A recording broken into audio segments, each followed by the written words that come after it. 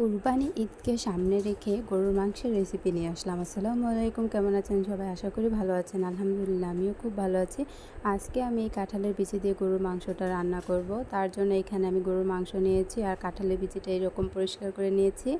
এখন আমি একটি কড়াইয়ে কাঁঠালের বিচিগুলো ভালো করে সিদ্ধ করে নিব। তার জন্য অল্প একটু পানি দিলাম আর হচ্ছে কাঁঠালের বিচিগুলো আমি বেশি একটা সিদ্ধ করব না, অল্প পরিমাণে সিদ্ধ করব। বেশি সিদ্ধ হয়ে গেলে আবার খেতে ভালো লাগবে না।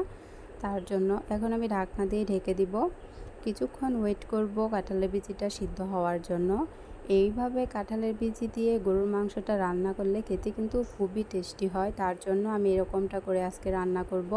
যেহেতু সামনে কুরবানি ঈদ আসতেছে, তার জন্য এরকম করে কুরবানির গরুর মাংসটা রান্না করলে খেতে কিন্তু আরও বেশি ভালো লাগবে। কাঁঠালের বিচিগুলো আমার সিদ্ধ হয়ে গিয়েছে। এখন আমি চুলাটা অফ করে দিয়ে নামিয়ে নিব। আমি আবারও কড়াইটা চুলায় দিয়ে দিলাম। এখন পরিমাণ মতো আমি তেল দিয়ে নিব।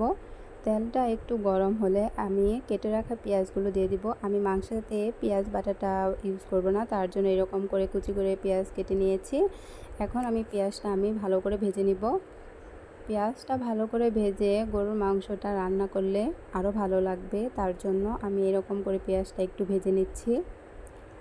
আমি গরুর মাংসটা রান্না করার সময় বেশিরভাগ ক্ষেত্রে পেঁয়াজ কুচি করে এরকম করেই দেই, বাটাটা কম দেই। তার জন্য আমি এরকম করে পেঁয়াজটা ভেজে নিচ্ছি। পেঁয়াজটা আমার প্রায় ভাজা হয়ে গিয়েছে। এখন আমি এইখানে একে একে সব মশলাগুলো অ্যাড করব। তার জন্য প্রথমে আমি এইখানে মরিচের গুঁড়া দিয়ে দিলাম। ঝালটা একটু বেশি দেব, তার জন্য মরিচের গুঁড়া পরিমাণটা একটু বেশি দিলাম। এখন হলুদের গুঁড়া, তারপর হচ্ছে ধনিয়া গুঁড়া। আর এইখানে আমি বাটা মশলাটা নিয়েছি, আদা বাটা, জিরা বাটা, রসুন বাটা আর হচ্ছে তেজপাতা, দারুচিনি, এলাচ এগুলো। এখন এগুলো আমি দিয়ে দিলাম। পরিমাণ মতো লবণ দিয়ে আমি এইখানে 1 চামচের মতো শাহি গুঁড়া মশলাটা দিয়ে দিলাম আর হচ্ছে পানিটা আমি অল্পই দিব। দিয়ে আমি মশলাটা ভালোভাবে কষিয়ে নিব। মাংসের মশলাটা যত ভালোভাবে কষানো হবে মাংসটা খেতেও কিন্তু খুব দারুণ হবে। তার জন্য আমি মাংসের মশলাটা ভালোভাবে কষিয়ে নিচ্ছি। মশলাগুলো আমি একটু সময় ধরে নিয়ে ভালোভাবে কষিয়ে নিয়েছি। ঠিক এরকমটা করে যখন মাংসের মশলা থেকে তেল উঠে যাবে তখন বুঝে নিতে হবে মশলাটা ভালোভাবে কষানো হয়ে গিয়েছে। এখন আমি এখানে মাংসটা দিয়ে দিব। মাংসটা দেওয়ার পর আমি একটু ভালোভাবে নেড়ে চেড়ে দিব। কাঁঠালের বিচিটা আমি এখন দেব না, ওটা পরে দিব। তার জন্য এখন আমি মাংসটা ভালোভাবে নেড়ে চেড়ে একটু কষিয়ে নিব।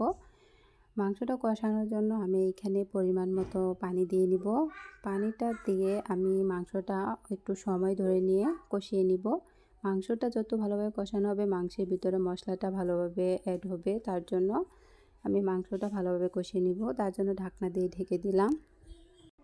মাংসটা আমার ভালোভাবে কষানো হয়ে গিয়েছে। এই তো এখন আমি এইখানে কাঁঠালের বিচিটা অ্যাড করব। তার জন্য আমি একটু মাংসটা নেড়ে চেড়ে দিচ্ছিলাম যাতে করে নিচে লেগে না যায়। তার জন্য এখন আমি কাঁঠালের বিচিগুলো দিয়ে দিব।